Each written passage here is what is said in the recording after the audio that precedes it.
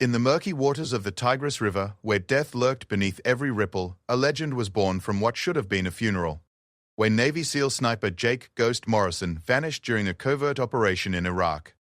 His team prepared to write another name on the wall of the fallen. But sometimes the river doesn't keep what it takes. Sometimes it gives back a warrior transformed by survival, shaped by impossible odds, and hardened by a journey through hell that would redefine what it means to never leave a man behind.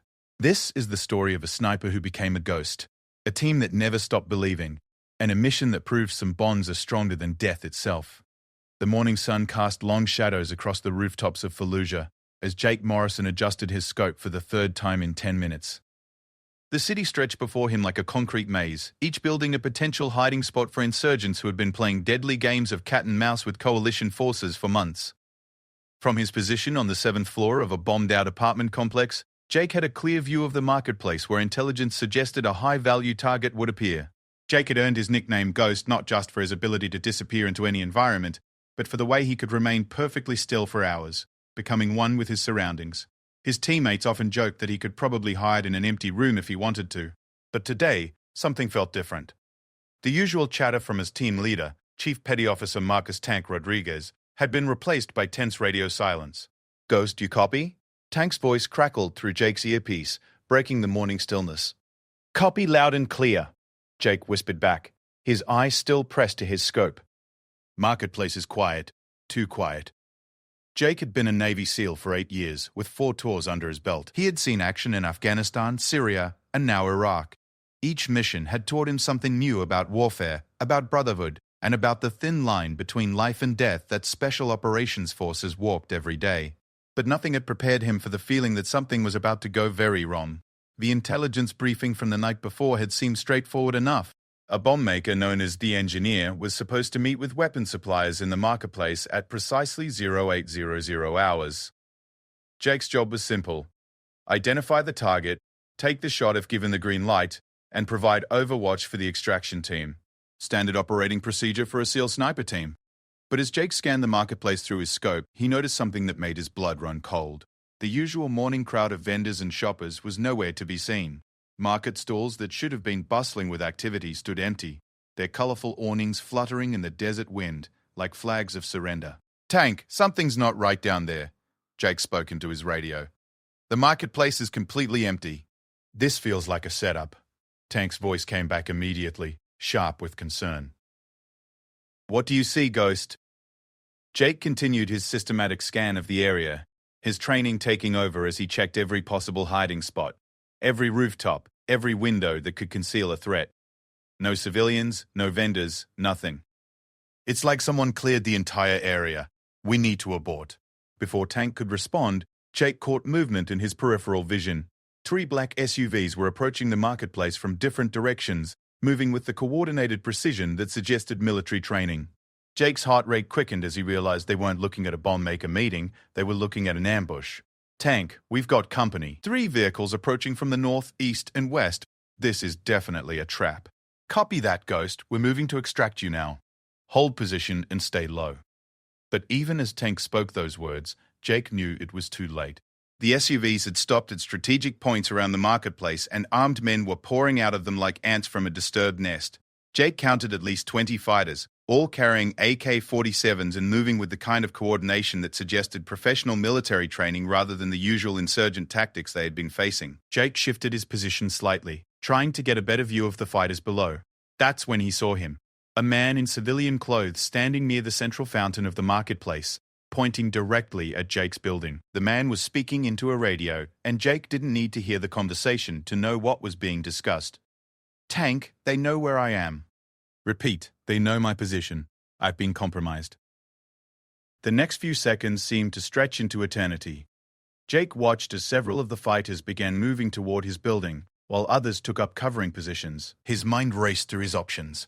He could try to relocate within the building, but that would mean abandoning his rifle and potentially losing his only advantage. He could try to fight his way out, but 20-1 odds were not favorable even for a Navy SEAL. "Ghost, we're 3 minutes out. Can you hold?" Jake looked down at his rifle, then at the approaching fighters. 3 minutes might as well have been 3 hours. Negative on holding position. "I'm going mobile." Jake quickly broke down his rifle, sliding the pieces into his tactical pack with the smooth efficiency that came from years of practice. He had memorized the layout of the building during his insertion the night before, and he knew there were multiple exit routes if he could reach them in time. The sound of boots on concrete stairs echoed from below as Jake made his way toward the back of the building. He moved silently, his training allowing him to navigate the debris-filled hallways without making a sound. But as he reached the stairwell, he could hear voices getting closer. They were moving faster than he had anticipated. Jake keyed his radio one last time. Tank, building is compromised. Taking alternate route. We'll link up at Rally Point Bravo. Negative, Ghost. Rally Point Bravo's blown. Intelligence was wrong about everything. The whole operation was leaked. The words hit Jake like a physical blow. If the rally point was compromised, it meant that someone had given the insurgents detailed information about their entire operation. It meant that his team was probably walking into their own ambush. And it meant that Jake was completely on his own in hostile territory with no extraction plan. Jake reached the 4th floor and heard the unmistakable sound of multiple sets of boots coming up the stairwell below him. They were moving systematically, clearing each floor as they went. Professional. Trained. Dangerous. Tank, you need to abort your approach. This whole thing stinks of inside information. Someone knew we were coming. Already figured that out, Ghost. We're being engaged at 3 different locations. Looks like they planned this down to the minute. Jake felt his stomach drop. His team was under fire, which meant he truly was on his own. He reached the window at the back of the building and looked down. 4 stories to the alley below, with nothing but concrete waiting to break his fall. That staying wasn't an option either. The sound of voices was getting closer, and Jake could make out individual words now. Arabic, spoken with the confidence of men who believed they had cornered their prey. Jake knew enough of the language to understand that they were coordinating their search, making sure he had no escape routes. That's when Jake remembered something from his reconnaissance the night before. The building next to his was close enough that a running jump might get him across the gap. It was a desperate plan, but desperate situations called for desperate measures. Jake backed away from the window, calculating the distance he would need to build up speed. The voices below were getting louder, and he could hear footsteps on the 3rd floor now. He had maybe 2 minutes before they reached his position. Jake took a deep breath, said a quick prayer, and ran toward the window at full speed. At the last second, he launched himself into the air, sailing across the gap between buildings with nothing but 4 stories of empty air beneath him. He hit the roof of the adjacent building hard, rolling to absorb the impact and feeling something in his left shoulder pop. But he was alive, and more importantly, he was free of the trap that had been set for him. Jake Lowe crawled to the edge of the roof and looked back at his previous position. Armed men were visible in the window he had just jumped from, pointing in different directions and shouting into their radios. They had expected to find him cornered, not gone. Tank, I'm mobile and clear of immediate danger. What's your status? The radio crackled with static for several long seconds before Tank's voice came through, strained and breathless. Taking heavy fire from multiple positions. We've got wounded. Attempting to break contact and move to secondary extraction point. Jake's heart sank. Secondary extraction point meant they were in serious trouble. It meant casualties, probably serious ones. And it meant that the mission had gone from bad to worse in a matter of minutes. Jake began moving across the rooftops, using his training to stay low and avoid skylining himself against the morning sky. He needed to get to a position where he could help his team, or at least provide covering fire for their withdrawal. But as he moved, he could hear the sound of vehicles starting up in the marketplace below. And he realized that the insurgents were beginning a coordinated search of the entire area. Tank, be advised that you've got multiple vehicle patrols beginning area search. They're being systematic about this. Copy, Ghost. Listen, we're going to have to extract without you. The situation down here is too hot, and we can't risk the entire team for one man. Jake felt his world tilt. He understood the logic. The needs of the many outweighed the needs of the few, but it didn't make the reality any easier to accept. He was about to be left behind in one of the most dangerous cities in Iraq, with no backup, no extraction plan, and insurgents actively hunting him. Understood, Tank. I'll make my way to the river and try to link up with friendly forces. That's a negative, Ghost. River area is also compromised. Intelligence suggests they've got the entire sector locked down. You need to go to ground and wait for an opportunity. Jake reached the edge of the building and looked down at the street below. 2 trucks full of armed men were slowly patrolling, their occupants scanning every doorway, every window, every possible hiding spot. Going to ground wasn't going to be an option for long. That's when Jake made a decision that would define the rest of his life. Instead of trying to hide and wait for rescue that might never come, he was going to fight his way out. And if he was going down, he was going to take as many of them with him as possible. Jake reassembled his rifle with practiced efficiency, chambered around, and began looking for targets. The first truck was directly below him, moving slowly enough that he could easily take out the driver. But shooting would give away his position, and he would quickly find himself surrounded again. Instead, Jake decided to use the one advantage he had, mobility. He could move across the rooftops faster than the trucks could navigate the narrow streets below. If he could stay ahead of them and pick his shots carefully, he might be able to create enough chaos to slip away in the confusion. Jake lined up his first shot on the driver of the lead truck. The distance was less than 100 meters, an easy shot for a trained sniper. He took a deep breath, let half of it out, and gently squeezed the trigger. The .308 round punched through the truck's windshield and dropped the driver instantly. The vehicle immediately veered to the right, crashing into a concrete barrier and effectively blocking the narrow street. The passengers spilled out of the truck, shouting and pointing in all directions, trying to figure out where the shot had come from. Jake was already moving, sliding down a drainage pipe to the next building before the insurgents could organize a response. He could hear shouting and radio chatter from multiple directions now, and he knew that every fighter in the area would be converging on his last known position. Tank, I just engaged. They're going to be looking for me hard now. Ghost, you need to break contact and disappear. We're at the extraction point, but it's heavily defended. We can't wait. Jake understood what Tank wasn't saying directly. His team was leaving without him, and he was now completely on his own in enemy territory. The feeling was simultaneously terrifying and liberating. Terrifying because he had no backup and no clear plan for escape.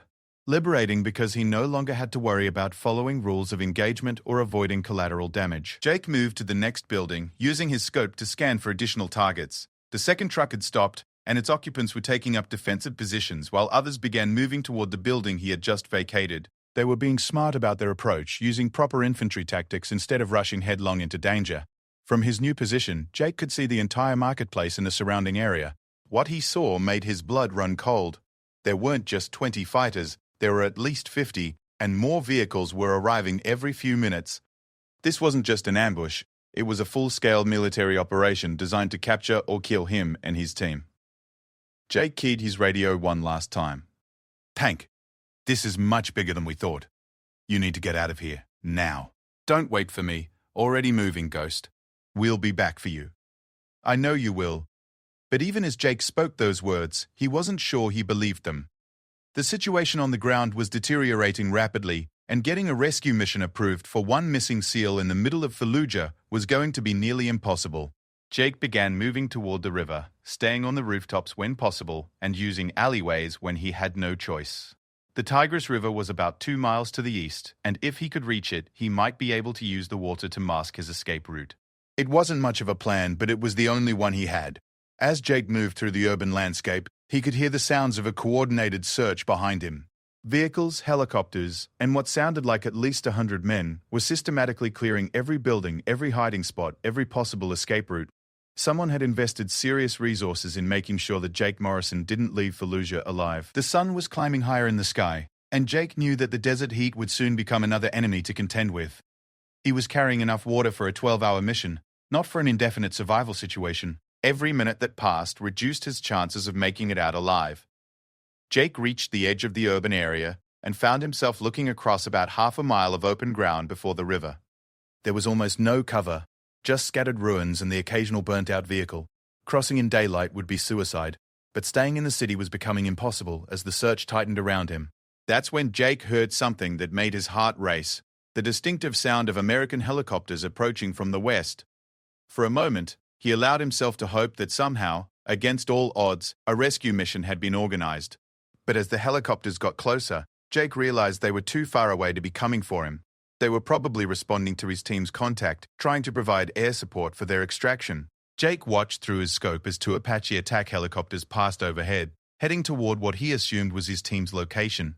The sight of friendly forces so close but so far away was almost physically painful. Jake keyed his radio, hoping against hope that the helicopters might be monitoring his frequency. Any U.S. aircraft in the vicinity, this is SEAL Team callsign Ghost, requesting immediate extraction from grid coordinates. Jake read off his position, knowing it was a long shot but having no other options. The radio remained silent. Jake looked back toward the city and saw vehicles moving in his direction.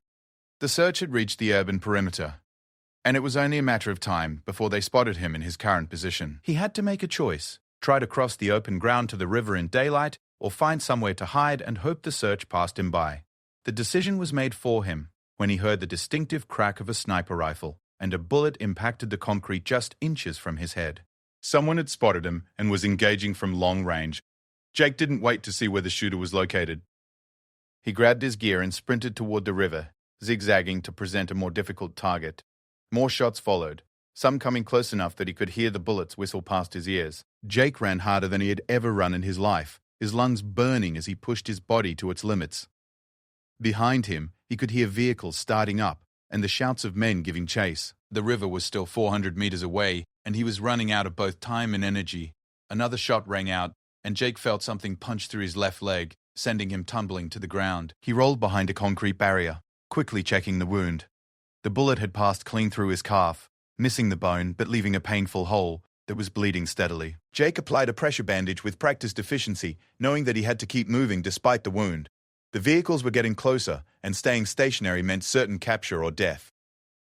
Jake forced himself back to his feet and continued toward the river, his left leg screaming in protest with every step. The wound was slowing him down, but adrenaline and determination kept him moving forward. The sound of vehicles was getting closer, and Jake could now hear individual voices shouting orders in Arabic. They were coordinating their approach, probably planning to surround him before he could reach the water. Jake reached the riverbank with perhaps a minute to spare before his pursuers arrived. The Tigris River stretched before him, wide and muddy, flowing at a speed that would make swimming a serious challenge even for someone who wasn't wounded and exhausted. Jake looked back one last time and saw the first vehicle crest the rise behind him. There was no more time for planning or second-guessing. Jake took a deep breath, checked that his rifle was securely fastened to his pack, and dove into the murky waters of the Tigris River. The current immediately grabbed him, pulling him downstream with a force that was both terrifying and comforting. The water was cold, which helped slow the bleeding from his leg wound, but it also sapped his strength faster than he had anticipated. Jake fought to keep his head above water while the current carried him away from his pursuers. He could hear shouting from the riverbank behind him and the occasional crack of rifle fire, but the distance was increasing rapidly. As Jake was swept downstream, he managed one last radio transmission before the water damaged his equipment. "Tank, this is Ghost. Going into the river. If anyone asks, tell them I kept fighting until the end." The radio went silent, and Jake Morrison disappeared beneath the muddy waters of the Tigris River, leaving behind only questions and the hope that somewhere, somehow, he might find a way to survive what seemed impossible. The Tigris River was colder than Jake had expected, and the current stronger than he had calculated. As the muddy water closed over his head, Jake felt the familiar calm that came with accepting a situation he couldn't control. His SEAL training had taught him that panic was the enemy of survival, and right now, survival was the only thing that mattered. Jake let the current carry him downstream while he worked to orient himself beneath the surface. The water was murky, visibility was near zero, and his wounded leg was beginning to throb with each heartbeat, but he was alive, and for the moment, that was enough. The rifle strapped to his back was pulling him down, its weight threatening to drag him to the bottom of the river. Jake made a quick calculation. The weapon was valuable, but his life was more valuable. With regret born of years of training that had taught him to never abandon his weapon, Jake released the rifle and watched it disappear into the murky depths. Breaking the surface as quietly as possible, Jake took a deep breath and assessed his situation. The riverbank he had jumped from was already several hundred meters behind him, and he could see armed men running along the shore, trying to keep pace with the current. But the river was doing what he had hoped it would do. It was putting distance between him and his pursuers faster than they could compensate for.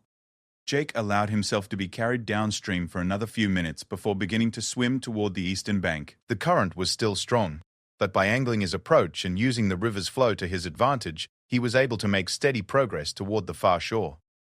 The wound in his leg was making swimming more difficult than it should have been, but Jake forced himself to maintain a steady pace. He had been in worse situations before, during Hell Week, during underwater demolition training, during combat operations in Afghanistan, and he had survived all of them through a combination of physical conditioning, mental toughness, and pure stubbornness. As Jake swam, he began to plan his next moves. He was now on the eastern side of Fallujah, in an area that intelligence briefings had described as contested but not actively hostile. That meant there might be friendly forces in the area, or at least civilians who weren't actively trying to kill Americans. Jake reached the eastern bank of the river about a mile downstream from where he had entered the water. The shore was lined with reeds and tall grass, providing natural concealment as he pulled himself out of the water. Jake lay still for several minutes, listening for any sounds that might indicate he had been spotted. The only sounds were the gentle lapping of water against the shore and the distant noise of traffic from the city. Jake took stock of his situation. He was soaking wet, wounded, weaponless, and alone in hostile territory. His radio was waterlogged and useless, his GPS unit was similarly damaged, and he had no idea where the nearest friendly forces might be located. But Jake Morrison hadn't become a Navy SEAL by giving up when things looked impossible. He had become a SEAL by finding ways to accomplish the mission, even when the odds were stacked against him. Jake carefully examined his leg wound, using the light filtering through the reeds to assess the damage. The bullet had passed cleanly through his calf muscle, missing both the bone and any major blood vessels. The wound was painful and would slow him down, but it wasn't immediately life-threatening. The cold river water had helped slow the bleeding, and Jake was able to fashion a better pressure bandage, using material from his torn uniform. Jake's next priority was finding shelter and establishing his location. He knew roughly where he was in relation to Fallujah, but he needed to get his bearings more precisely if he was going to have any hope of reaching friendly forces. Moving carefully through the tall grass along the riverbank, Jake made his way toward what looked like an abandoned farmhouse about half a mile from the water. The building appeared to have been empty for some time. The roof was partially collapsed, and the walls showed signs of damage from either combat or neglect. Jake approached the farmhouse using techniques he had learned in sniper school, moving slowly and observing for several minutes from different angles before committing to enter the structure. The building appeared to be truly abandoned. No signs of recent human activity, no vehicle tracks, no smoke from cooking fires. The interior of the farmhouse was exactly what Jake had expected: debris-covered floors, holes in the walls, and the musty smell of a building that had been exposed to the elements for an extended period. But it was shelter, and more importantly, it was concealment from anyone who might be searching for him. Jake found a corner of the building where he could observe the approaches while remaining hidden from view. He settled in to rest and plan his next moves, knowing that he needed to conserve his energy for what was likely to be a long and difficult journey. As Jake sat in the abandoned farmhouse, he began to think about his team. Tank Rodriguez had been his team leader for 3 years, and Jake knew that the man would move heaven and earth to get him back if he thought there was even a remote chance Jake was still alive. But Jake also knew that Tank was a professional who understood the realities of special operations. If the situation was too dangerous, Tank would have to write Jake off as killed in action and move on. Jake tried not to think about what his disappearance would mean for his family back home. His wife Sarah knew the risks that came with being married to a Navy SEAL, but knowing and experiencing were two different things. His 8-year-old son Tommy had already missed too many baseball games and school events because of his father's deployments. Jake had promised Sarah that this would be his last tour, that he would transition to a training role when he got home. Now he wondered if he would ever get the chance to keep that promise. The sun was beginning to set, painting the sky in shades of orange and red that reminded Jake of the sunsets he had watched from his back porch in Virginia Beach. The approaching darkness would provide concealment for movement, but it would also make navigation more difficult and increase the risk of stumbling into hostile forces or dangerous terrain. Jake decided to wait until full darkness before attempting to move. He used the remaining daylight to conduct a more thorough search of the farmhouse, looking for anything that might be useful for survival. In what had once been the kitchen, Jake found several empty bottles that could be used to carry water, and in a storage room, he discovered a small cache of canned food that had been left behind by the previous occupants. The food was several years old, but the cans appeared to be intact. Jake knew that expired canned food was still usually safe to eat, and in his current situation he couldn't afford to be picky about nutrition. He opened one of the cans using his tactical knife, a flat of what appeared to be meat and vegetables that didn't taste particularly good but would provide necessary calories and nutrients. As darkness fell, Jake prepared to move out. He filled the bottles with water from a well behind the farmhouse, tested the water to make sure it was safe to drink, and planned his route toward what he hoped would be friendly territory. Jake's knowledge of the local geography was limited to what he had studied in mission briefings, but he knew that there was a major highway about 10 miles to the east that was frequently patrolled by coalition forces. If he could reach that highway, he might be able to flag down a friendly patrol, or at least find a way to contact friendly forces. The journey would have to be made entirely on foot, moving at night and hiding during the day to avoid detection. With his injured leg, Jake estimated that it would take him at least 2 nights to cover the distance, assuming he didn't run into any major obstacles along the way. Jake left the farmhouse as quietly as he had entered it, moving toward the east through agricultural fields and rural roads. The terrain was relatively flat, which made navigation easier but also provided little concealment if he encountered hostile forces. Jake had been walking for about 2 hours when he heard the sound of vehicles approaching from behind him. He immediately went to ground, crawling into an irrigation ditch beside the road and remaining motionless as the vehicles passed. Through the darkness, Jake could make out 3 pickup trucks traveling without lights, their occupants armed with assault rifles. The vehicles moved slowly, as if their occupants were searching for something or someone. Jake had no doubt about what they were looking for. After the vehicles had passed and their engine noise had faded into the distance, Jake continued his eastward movement. But the encounter had reminded him that the insurgents were still actively searching for him, and that he couldn't afford to let his guard down even in what appeared to be empty countryside. Jake walked through the night, stopping periodically to rest his injured leg and to listen for signs of pursuit. The wound was becoming more painful as the hours passed, and Jake was beginning to worry about infection. He had applied antibiotic ointment from his first aid kit, but the injury needed proper medical attention that he obviously couldn't provide for himself in the field. As dawn approached, Jake began looking for a place to hide during the daylight hours. He found what appeared to be an abandoned shepherd's hut in a grove of date palm trees. The structure was small and primitive, but it would provide concealment from aerial observation and protection from the desert sun that would soon become oppressive. Jake settled into the hut and tried to get some rest, knowing that he would need to conserve his energy for another night of walking. But sleep proved elusive, as his mind kept racing through possible scenarios and contingencies. What if the highway wasn't patrolled as regularly as the intelligence briefings had suggested?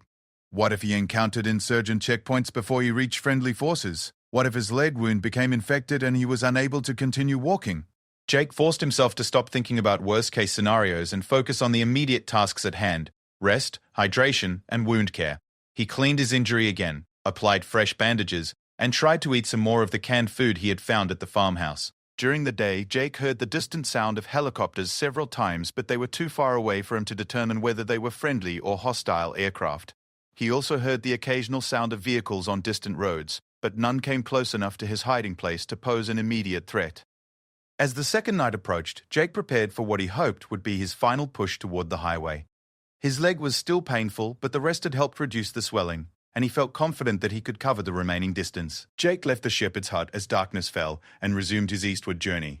The terrain was becoming more hilly, which provided better concealment but also made walking more difficult with his injured leg. Jake had to be more careful about his route selection, avoiding ridgelines where he might be silhouetted against the sky and staying in the valleys where possible. About halfway through the night, Jake encountered his first major obstacle, a small village that sat directly across his planned route. He could see lights in several of the buildings, indicating that the village was still inhabited. Jake had 2 choices: go around the village, which would add several miles to his journey, or try to move through it quietly and hope he wasn't detected. Jake chose to go around, knowing that the extra distance was a small price to pay for avoiding a potentially dangerous encounter with civilians who might or might not be friendly to Americans. The detour added almost 2 hours to his journey, but Jake reached the far side of the village without incident. As the night wore on, Jake began to see signs that he was approaching more heavily traveled areas. The roads were better maintained, there were more power lines, and he could see the glow of electric lights on the horizon. These were all positive indicators that he was moving toward areas controlled by coalition forces. Jake was beginning to allow himself to hope that he might actually make it to safety when he heard a sound that made his heart sink: dogs barking in the distance and getting closer. Jake realized that someone was tracking him, probably using trained dogs to follow his scent trail.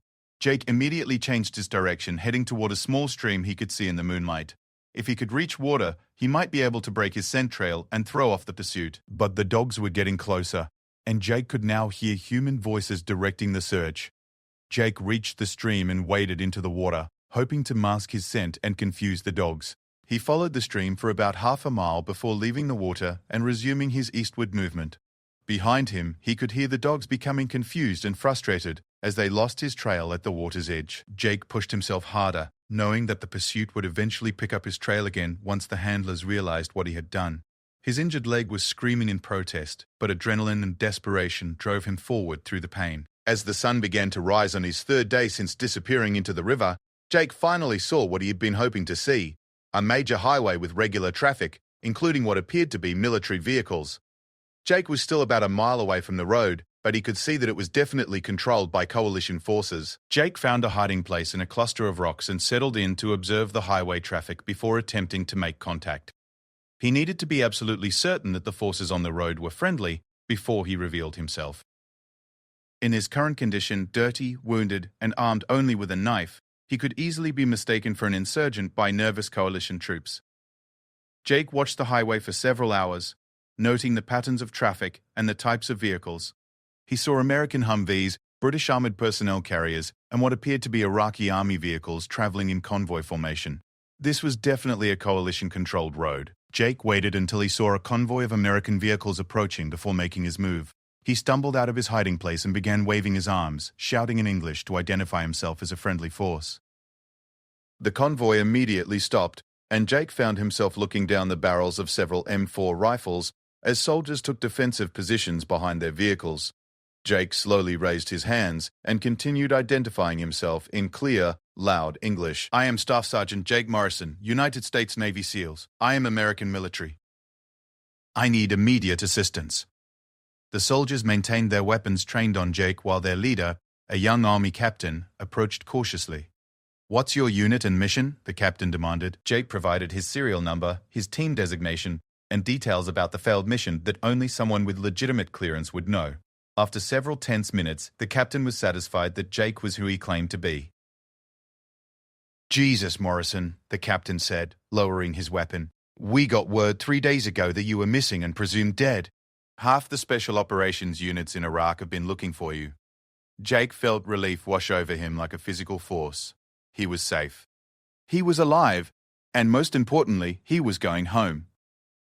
"I need to contact my team immediately," Jake said. "They need to know I'm alive." "Already on it," the captain replied, speaking into his radio. "We've got a missing SEAL, alive and relatively intact. Request immediate medical evacuation and notification of all relevant units." As Jake was helped into one of the vehicles, he looked back toward the west, toward Fallujah, and toward the river that had saved his life. Somewhere out there, his rifle was lying on the bottom of the Tigris River. But Jake Morrison was alive, and that was all that mattered. The medic who examined Jake's leg wound was amazed that he had managed to walk nearly 15 miles on the injury. "Sir, you should have been in a hospital bed, not hiking across Iraq," the medic said as he cleaned and rebandaged the wound. Jake smiled for the first time in 3 days. "Yeah, well, the hospital was a little far away." As the convoy resumed its journey toward the nearest coalition base, Jake closed his eyes and allowed himself to think about home, about Sarah, about Tommy, about the promise he had made to leave special operations after this tour, a promise that now seemed more important than ever before. Jake Morrison had disappeared into the Tigris River as a missing soldier, presumed dead. But he had emerged as something more, a survivor, a testament to the training and determination that defined the Navy SEALs, and a man who had been given a second chance at life. The question now was what he was going to do with that second chance. The forward operating base where Jake was taken for initial treatment buzzed with activity as word spread that the missing SEAL had been found alive.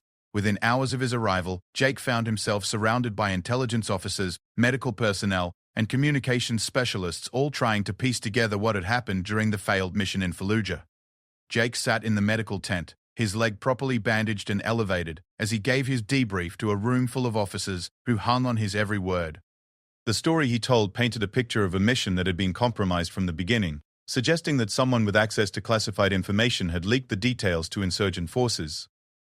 Colonel James Mitchell, the base commander, listened to Jake's account with growing concern. The implications of what Jake was describing went far beyond a single failed mission.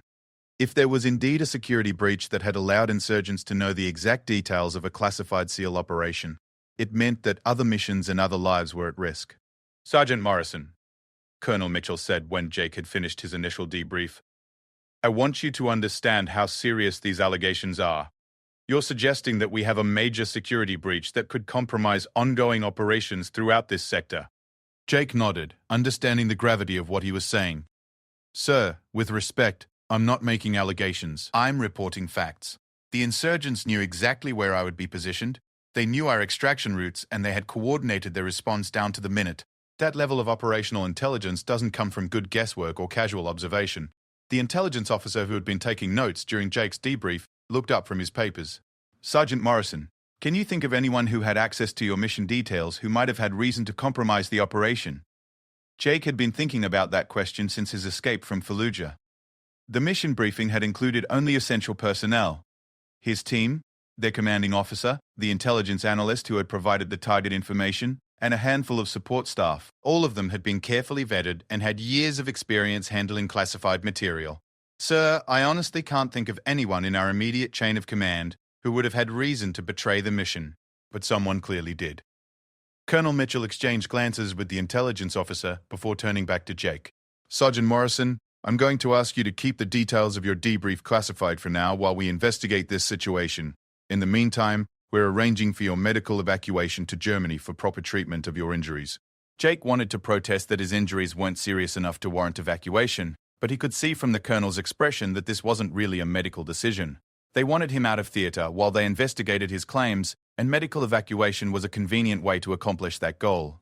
Sir, what about my team? Are they safe?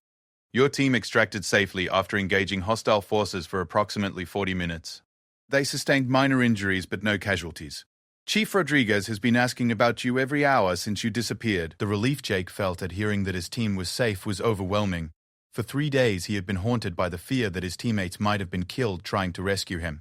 Knowing that Tank, Williams, Jackson, and the rest of the team were alive and well lifted a weight from his shoulders that he hadn't even realized he was carrying.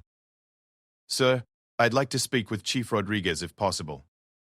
Colonel Mitchell nodded to one of the communications specialists, who immediately began working to establish a secure connection with Jake's team.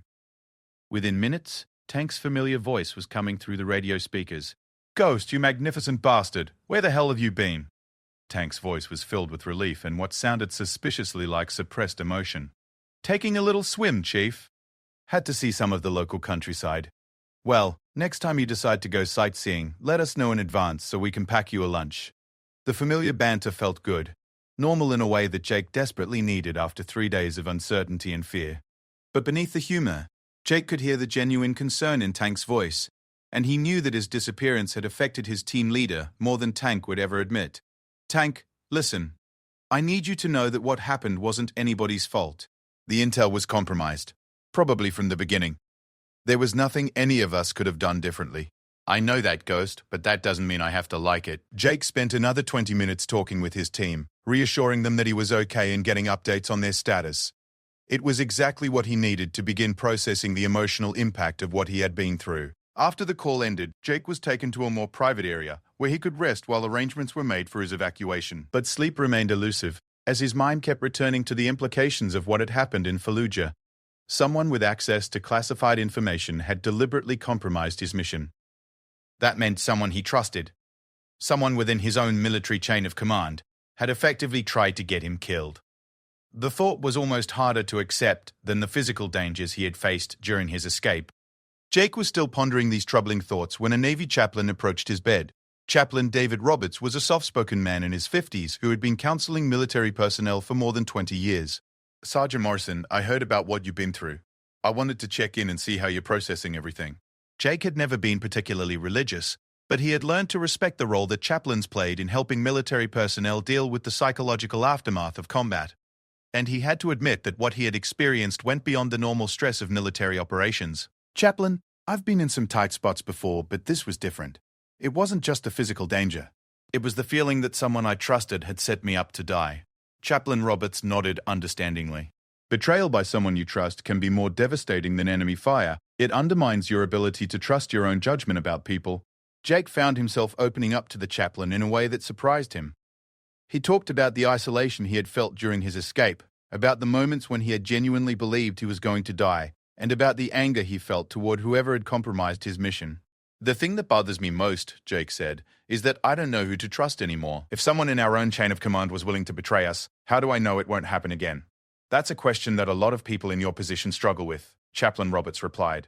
But I think you need to remember that the actions of one person don't define the character of everyone around you. The vast majority of the people you serve with are honorable, trustworthy individuals who would never betray you or anyone else. Jake knew the chaplain was right, but intellectual understanding and emotional acceptance were two different things. It would take time for him to rebuild his confidence in the people and institutions he had served for so long. The medical evacuation helicopter arrived the next morning, and Jake found himself being flown to Ramstein Air Base in Germany for further medical treatment. The flight gave him time to think about what he wanted to do when he returned to full duty. At Ramstein, Jake's leg wound was thoroughly cleaned and properly sutured by orthopedic specialists, who were amazed that he had managed to walk so far with such an injury. The doctors told him that he had been fortunate. A few more days without proper medical treatment, and the wound could have become seriously infected. "You'll have full use of the leg," the orthopedic surgeon told him. "But you're going to need about 6 weeks of recovery time before you can return to full duty." 6 weeks was longer than Jake had hoped, but it was also an opportunity to think about his future without the immediate pressures of operational deployment. During his time at Ramstein, Jake received regular updates on the investigation into the compromised mission. What he learned was both reassuring and disturbing. The investigation had identified the source of the security breach, a civilian intelligence analyst who had been providing information to insurgent groups in exchange for money. The analyst had been arrested and was facing charges that could result in life imprisonment, but the damage had already been done. Several other missions had been compromised, and coalition forces had lost the element of surprise in multiple operations. Jake felt a mixture of relief and anger when he learned the identity of the traitor. Relief because it hadn't been someone from his immediate team or chain of command. Anger because the betrayal had been motivated by nothing more than greed. "He sold out American soldiers for money," Jake told Tank during one of their regular phone conversations. "I can understand ideological opposition to the war, or even personal grievances against the military, but selling out people's lives for cash? That's unforgivable." "The important thing is that he's been caught," Tank replied, "and the security protocols have been changed to prevent this kind of breach from happening again." Jake knew that Tank was right, but it didn't make the emotional impact any easier to deal with.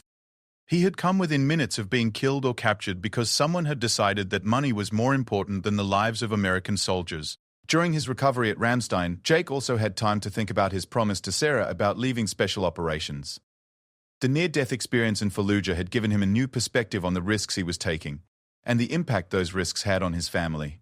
Jake called Sarah every day during his recovery, and she could hear the change in his voice even though he couldn't tell her the details of what had happened. She knew that something significant had occurred, something that had affected him more deeply than his previous combat experiences. "Jake, you sound different," Sarah said during one of their conversations. "I can't put my finger on it, but something has changed." Jake wanted to tell her everything, but operational security prevented him from discussing the details of what had happened. "I'm okay, Sarah, really. But I've been doing some thinking about what I want to do when this tour is over." "What kind of thinking?" Jake took a deep breath before answering. "The kind of thinking that involves keeping the promise I made to you before I left." Sarah was quiet for a long moment before responding. "Jake, are you sure? I know how much the teams mean to you." "They mean a lot to me," Jake admitted, "but not as much as you and Tommy do. And this deployment has reminded me of what's really important in life."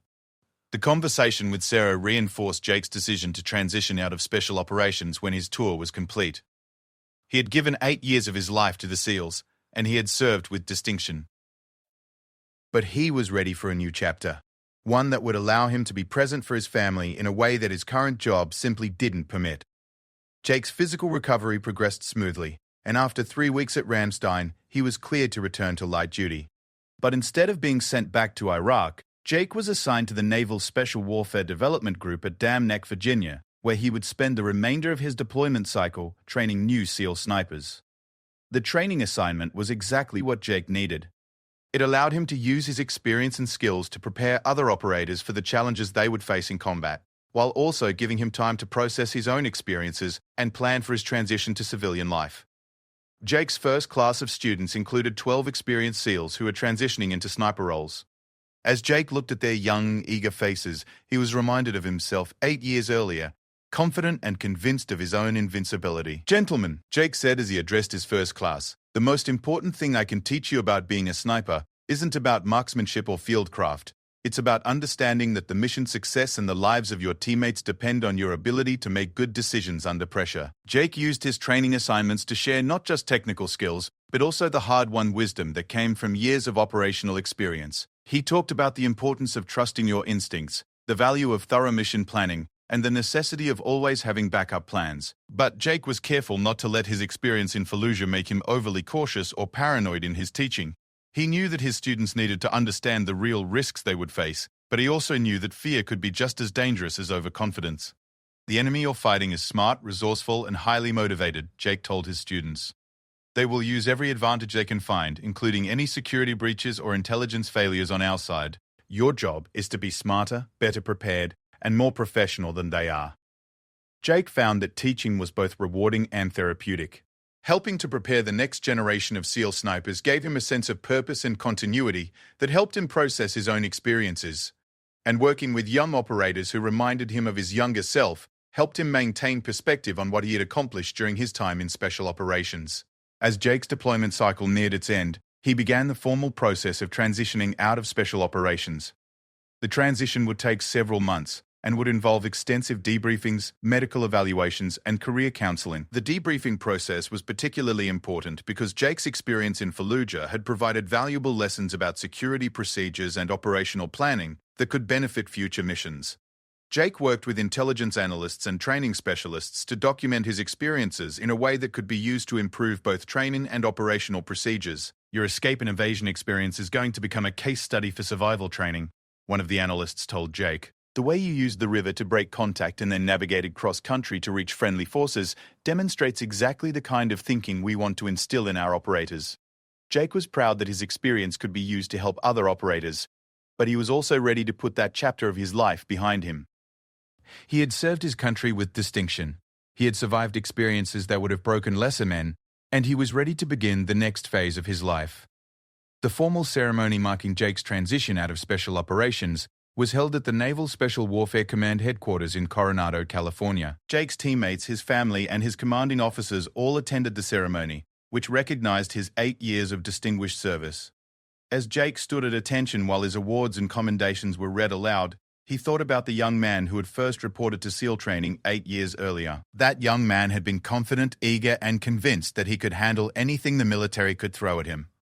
The man standing at the ceremony had learned that confidence and capability weren't enough, that survival sometimes required luck, help from others, and the ability to endure situations that seemed impossible. But Jake had also learned that the bonds forged between military personnel went deeper than any civilian relationship he had ever experienced. Tank Rodriguez, the teammates who had risked their lives trying to rescue him, and the coalition soldiers who had picked him up on that highway in Iraq were more than colleagues or friends. They were brothers who would always be part of his life.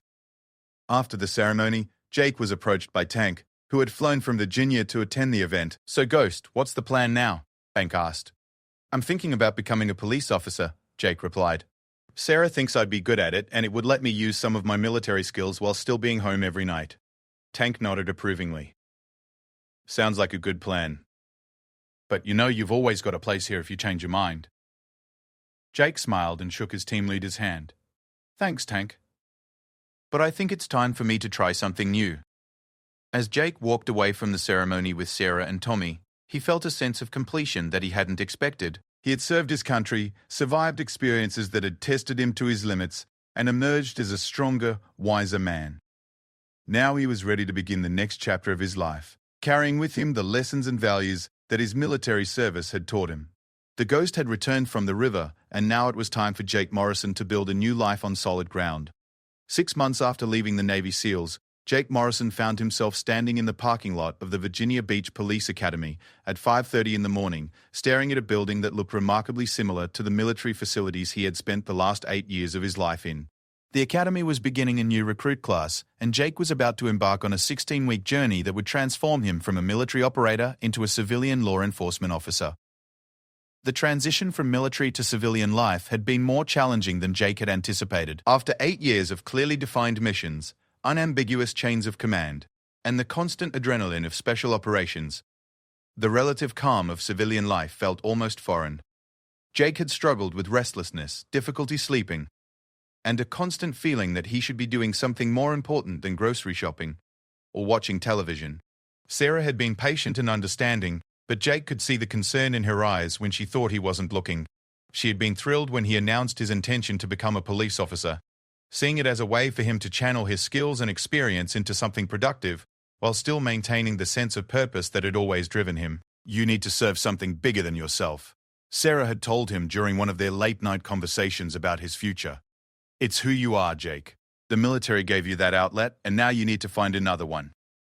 Jake's decision to pursue law enforcement had been influenced by several factors. His military experience had given him skills that translated well to police work: tactical thinking, weapons proficiency, the ability to remain calm under pressure, and experience working with diverse teams in high-stress situations. But more than that, Jake felt drawn to the idea of protecting people who couldn't protect themselves, just as he had done in the military. The police academy was filled with recruits from diverse backgrounds: former military personnel like Jake, college graduates who had always wanted to be cops, career changers who were seeking more meaningful work, and young people who saw law enforcement as a way to make a positive difference in their communities. Jake's military background immediately set him apart from his classmates, but not always in positive ways. Some of the instructors seemed to assume that his SEAL training meant he would automatically excel at every aspect of police work, while some of his fellow recruits seemed intimidated by his experience and kept their distance. The reality was more complicated. Jake's military training had given him advantages in areas like firearms, tactics, and physical fitness, but it had also created some habits that didn't translate well to civilian law enforcement. In the military, Jake had been trained to identify threats and neutralize them as quickly and efficiently as possible. In police work, the emphasis was on de-escalation, community relations, and using force only as a last resort. "Morrison," said Sergeant Lisa Chen, one of the Academy's senior instructors, after a scenario training exercise, "You need to understand that being a cop isn't the same as being a soldier. Your job isn't to defeat the enemy, your job is to serve the community, and that includes the people you arrest." Jake took the criticism in stride, understanding that he needed to adapt his mindset and approach to fit his new role. The academic portions of the police academy covered topics that were entirely new to him: constitutional law, community policing, traffic enforcement, domestic violence investigation, and dozens of other areas that required knowledge and skills he had never needed as a SEAL. But it was the scenario-based training that proved most challenging for Jake. The academy used elaborate simulations to test recruits' judgment in situations they might encounter on the street: domestic disputes, traffic stops, robbery investigations, and confrontations with mentally ill individuals. During one particularly challenging scenario, Jake was playing the role of a responding officer to a domestic violence call. The simulation involved a husband and wife arguing loudly, with the husband becoming increasingly agitated as Jake tried to calm the situation. In the military, Jake would have quickly separated the individuals and controlled the situation through a show of force. But in police training, he was expected to use verbal de-escalation techniques and build rapport with both parties. "Jake, you're approaching this like a tactical situation," observed Dr. McKaya, Amanda Foster, the Academy's behavioral science instructor, after the exercise. "But domestic calls require a completely different skill set. You need to be a counselor, a mediator, and a peacekeeper, not just a law enforcement officer." Jake struggled with scenarios that required him to balance law enforcement with social work, but he gradually began to understand the complexity of modern police work. Officers were expected to be experts in law enforcement, social services, mental health intervention, traffic engineering, and community relations, often all within the same shift. The physical aspects of the academy were less challenging for Jake, but they provided their own lessons. During defensive tactics training, Jake had to learn techniques for subduing suspects without causing serious injury, a significant departure from the military's emphasis on maximum effectiveness regardless of consequences. "In the military, you're trained to win at all costs," explained Officer Mark Thompson, the defensive tactics instructor. "In police work, you need to win while following strict rules about the use of force. The goal isn't just to control the situation, it's to control it in a way that can be justified in court and that maintains public trust." Jake's marksmanship skills were clearly superior to those of his classmates, but even firearms training required him to adapt his approach. Police officers were trained to shoot to stop threats, not necessarily to kill them, and every shot fired had to be justified and documented. The rules of engagement were much more restrictive than what Jake had operated under in combat zones. As the weeks progressed, Jake began to find his rhythm in the academy. He excelled at the academic material, largely because his military experience had taught him how to study effectively and manage his time. His physical conditioning was far superior to most of his classmates, which helped him in defensive tactics and scenario training. But it was the community policing classes that proved most eye-opening for Jake. Instructor Officer Patricia Williams, a 20-year veteran of the Virginia Beach Police Department, taught recruits about the importance of building relationships with the communities they served. "Your job isn't to occupy territory like an army," Officer Williams explained. "Your job is to be part of the community, to know the people you serve, and to earn their trust. A cop who doesn't have the trust of his community is just a guy with a gun and a badge." Jake found himself thinking about the difference between military operations and police work in ways he had never considered before. In the military, success was measured by mission accomplishment and unit survival. In police work, success was measured by community safety, crime prevention, and maintaining the public trust. The Academy also provided Jake with his first exposure to the legal complexities of law enforcement. Criminal law, constitutional law, and rules of evidence were subjects that required careful study and understanding. Jake learned about the exclusionary rule, Miranda rights, search and seizure law, and dozens of other legal concepts that would govern every action he took as a police officer. In the military, you had rules of engagement, explained the legal instructor, Assistant District Attorney Robert Davis. In police work, you have constitutional law. Every arrest you make, every search you conduct, every piece of evidence you collect has to meet specific legal standards, or it becomes worthless in court. Jake's military experience proved most valuable during the Academy's tactical training exercises. His ability to assess threats, move efficiently under stress, and coordinate with team members made him a natural leader during high-risk scenario training, but he had to learn to apply those skills within the constraints of civilian law enforcement. During a simulated active shooter exercise, Jake's tactical instincts immediately kicked in. He quickly identified the best approach routes, coordinated with his team members, and moved to neutralize the threat with the kind of efficiency that impressed even the veteran instructors. But after the exercise, he was pulled aside for counseling about his approach. "Morrison, your tactical skills are excellent," said Lieutenant Colonel James Murray, a former Marine who now taught tactical operations at the Academy. "But you need to remember that as a police officer, your primary responsibility is to protect civilian lives, not just neutralize threats. Every decision you make has to factor in the safety of innocent people who might be in the area." Jake realized that transitioning from military to police work wasn't just about learning new skills. It was about fundamentally changing his mindset about the use of force and the protection of life. In the military, civilian casualties were tragic but sometimes unavoidable consequences of combat operations. In police work, the protection of innocent life was the paramount concern that governed every tactical decision. As Jake progressed through the Academy, he began to develop friendships with his fellow recruits. Maria Santos was a former social worker who had decided to become a police officer because she wanted to address crime from a law enforcement perspective. David Kim was a recent college graduate with a degree in criminal justice who had always dreamed of being a cop. Jennifer Walsh was a former Army medic who, like Jake, was transitioning from military to civilian law enforcement. The diversity of backgrounds and experiences among his classmates gave Jake a new appreciation for the complexity of modern law enforcement. Each recruit brought different skills, perspectives, and motivations to the job, and Jake began to understand that effective police work required the kind of teamwork and collaboration he had experienced in special operations. "You know what's interesting about this class?" Maria Santos said to Jake during a study session. "We've got former military, social workers, college kids, and career changers, but we're all here for basically the same reason. We want to make a difference in people's lives." Jake found that observation both true and reassuring. Despite their different backgrounds, his fellow recruits shared a common desire to serve their community and make a positive impact on public safety. It reminded him of the sense of purpose that had originally drawn him to the military. The Academy's emphasis on ethics and professionalism also resonated with Jake. Instructors repeatedly emphasized that police officers were held to higher standards than ordinary citizens, and that the badge came with both authority and responsibility. Jake had lived by similar principles in the military, where unit integrity and personal honor were considered essential to mission success. "The moment you put on this badge, you become a symbol," explained Captain Richard Foster, the Academy Commandant, during a lecture on police ethics. "You represent not just yourself, but your department, your profession, and the concept of justice itself.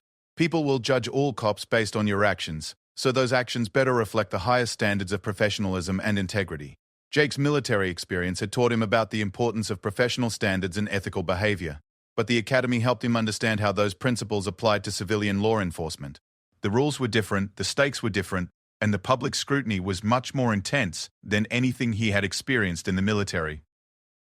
As graduation from the Academy approached, Jake felt confident in his preparation for police work, but he was also aware that the real learning would begin once he started working the streets.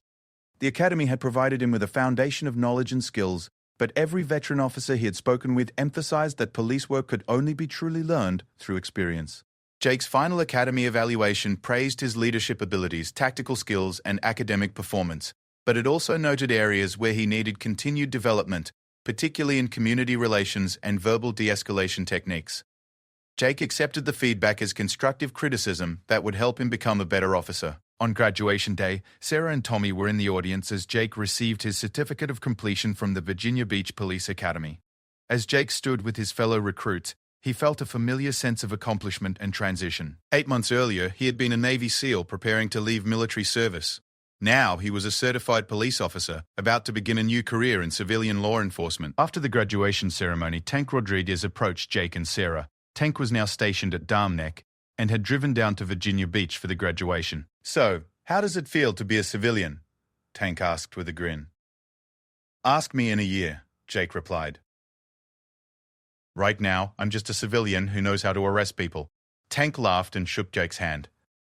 "Well, if you ever get tired of chasing speeders and breaking up bar fights, you know where to find me."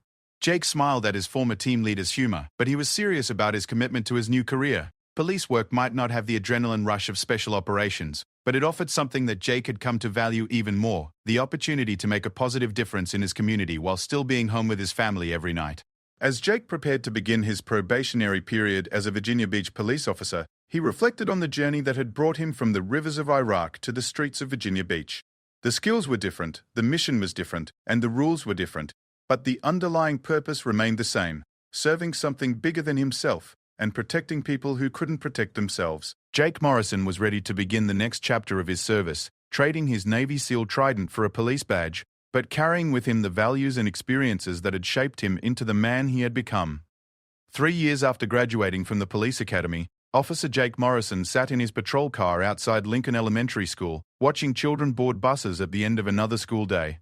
The afternoon sun cast long shadows across the playground, where kids ran and laughed without a care in the world, blissfully unaware of the dangers that existed beyond their protected environment. Jake had been working the day shift in Virginia Beach's 3rd Precinct for 6 months, having finally earned enough seniority to bid off the midnight patrol that had dominated his first 2.5 years on the force. The schedule change meant he could attend Tommy's baseball games, help with homework, and have dinner with his family most nights, luxuries that had been impossible during his military career. His radio crackled to life, interrupting his peaceful observation of the school dismissal routine. Unit 347, respond to 1247 Ocean View Avenue for a domestic disturbance. Multiple calls reporting loud arguing and possible physical altercation. Jake keyed his radio and responded, Unit 347, responding. He activated his emergency lights and began making his way across town, mentally preparing for what he knew could be one of the most dangerous types of calls police officers handle. Domestic violence calls had been among Jake's biggest challenges during his transition to police work. In the military, problems were solved through direct action and clear objectives. Domestic situations required patience, empathy, and communication skills that Jake had to develop through experience and extensive additional training. As Jake drove toward the call, he reflected on how much he had learned about police work since graduating from the academy. The academy had provided him with a foundation, but the real education had come from working alongside experienced officers who taught him the subtle art of reading people, de-escalating situations, and building trust with community members. Jake's first field training officer had been Sergeant Mike O'Connor, a 20-year veteran who had seen every type of call imaginable. O'Connor had quickly recognized that Jake's military background was both an asset and a potential liability. Morrison, O'Connor had told him during his first week on patrol, "You've got to understand that most of the people you'll deal with as a cop aren't enemy combatants. They're citizens having the worst day of their lives, and they need your help, not your tactical expertise." That lesson had been reinforced hundreds of times over Jake's first 3 years on the force. He had learned that effective police work was more about human psychology than tactical proficiency, more about community service than law enforcement, and more about building relationships than winning confrontations. Jake arrived at 1247 Ocean View Avenue and immediately assessed the scene. The house was a modest, single-story structure in a working-class neighborhood. 2 neighbors stood on the sidewalk, pointing toward the house and talking animatedly. Jake could hear raised voices coming from inside the residence, but no sounds of physical violence. Jake approached the neighbors first, a standard practice that allowed him to gather information about the situation before making contact with the involved parties. The neighbors, an elderly couple who lived next door, explained that they had been hearing loud arguments from the house for about 30 minutes, with periods of calm followed by renewed shouting. "We normally mind our own business," the woman explained, "but it sounded like things might be getting physical, and we know there are children in that house."